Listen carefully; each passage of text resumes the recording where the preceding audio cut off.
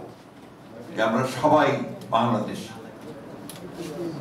আজকে রাজনীতিতে একটা প্রবণতা দেখা যাচ্ছে যে 1971 সালের যে জন্য আমরা যুদ্ধ করেছিলাম, স্বাধীনতার যুদ্ধ, আমাদের সম্পূর্ণ আলাদা একটা পরিচিতি, আইডেন্টিটি, সেই আইডেন্টিটিকে বাংলাদেশি হিসেবে আমাদের যে সেই আইডেন্টিটিকে ভুলিয়ে দিয়ে নতুন করে কতগুলো চিন্তা ভাবনা সামনে নিয়ে আসার প্রচেষ্টা চালানো, এটা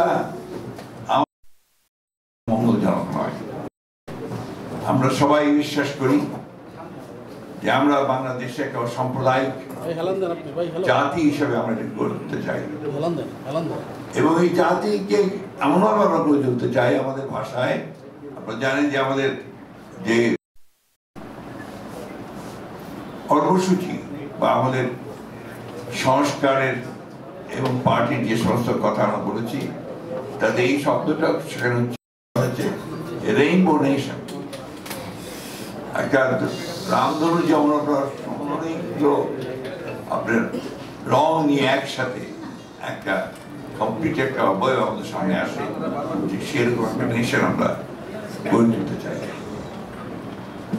আমাদের নেতা জনাব তারেক রহমান এই কথাগুলো বারবার বলেছেন, তার বিভিন্ন বক্তব্যে আপনাদের সঙ্গেও বিভিন্ন বৈঠকে নিয়ে কথাগুলো বলেছেন।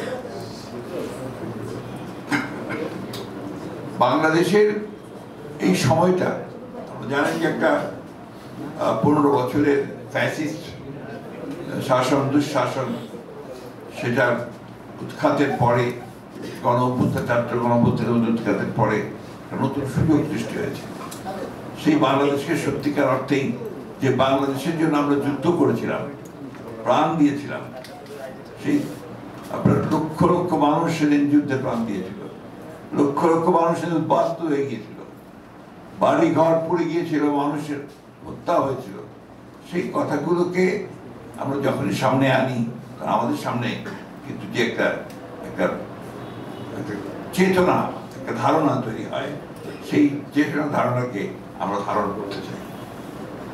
আমরা এই কথা খুব পরিষ্কার করে বলতে চাই, অত্যন্ত উচ্চ কণ্ঠে বলতে চাই, উচ্চ কণ্ঠে উচ্চারণ করতে চাই যে আমরা বাংলাদেশ, এবং 1971 সালে আমরা স্বাধীনতা যুদ্ধ করে আমাদের স্বাধীনতা নিয়ে এসেছি।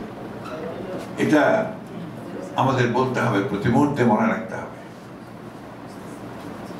আজকে দুর্ভাগ্যজনকভাবে সেই বাংলাদেশে আমরা যে বাংলাদেশের সাম্প্রদায়িক জাতি হিসেবে গড়ে তুলতে চেয়েছিলাম, সেখানে বিভিন্ন রকমের আপনার প্রচেষ্টা চালানো হচ্ছে এটাকে আপনার একটা ধর্মীয় দৃষ্টিকোণ থেকে দেখার জন্য।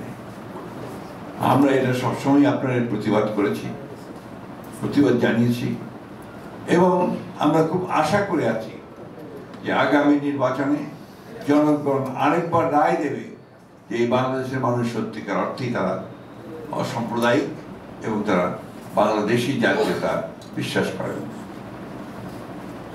আমরা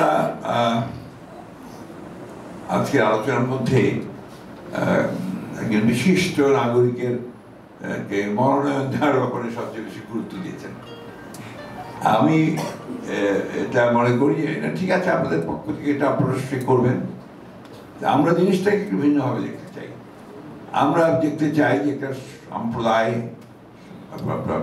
ধর্মে বিশ্বাসী একটি সম্প্রদায়, তাদের যে সমস্যাগুলো আছে সেই সমস্যাগুলোর দিকে আমাদের দৃষ্টি দেওয়া উচিত সবচেয়ে আগে, এবং তাদের সমস্যাগুলো যেন সমাধান করা যায়।